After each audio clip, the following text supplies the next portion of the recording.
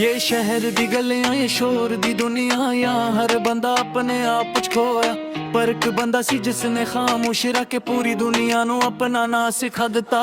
मैं होया जो डर के दो बिठ जावां, मैं होया जो वक्त तो मुड़ जावां। जिथे बंदा सोचे खत्म हो गया है, उते मैं नई कहानी जोड़ जावां। मैं होया जो डर के दो बिठ जावां, मैं होया जो वक्त तो मुड़ जावां। जिथे बंदा सोचे खत्म हो गया है, उथे मैं नई कहानी जोड़ जावां।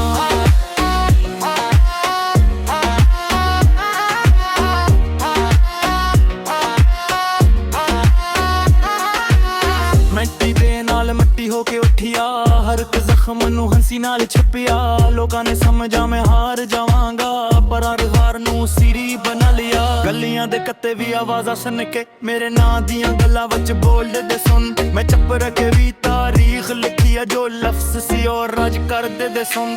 रातां नू जाग के ख्वाब सजाए, अपने ही दर्द नू सरों लगाए। कदी झक्कियां नहीं कदी रखियां नहीं, मैं हर तूफान नू अपना बनाए। मैं होया जो डर के बैठ जावां, मैं होया जो वक्त नू मोड़ जावां। जिथे बंदा सोचे खत्म हो गया है, उथे मैं नई कहानी जोड़ जावां। मैं होया जो डर के बैठ जावां, मैं होया जो वक्त नू मोड़ जावां। जिथे बंदा सोचे खत्म हो गया है, उथे मैं नई कहानी जोड़ जावां।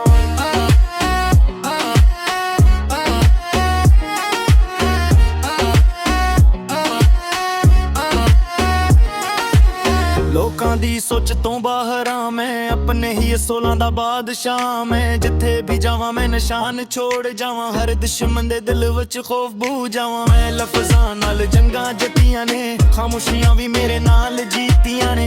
ओ बंदे जो समझदे सी खत्मा में, ओ आज मेरे नाल निकाल जीते ने। कोई खत नहीं शुरू हो लिए, हर एक लाइन वायर वाली है। मैं सिर्फ एक बंदा नहीं एक सूचा, जो मर के भी जिंदा हूँ वाली है। मैं वो नहीं जो डर के बैठ जावां, मैं वहाँ जो वक्त न मोड़ जावां। जितने बंदा सोचे खत्म हो गया है, उतने मैं नहीं कहा।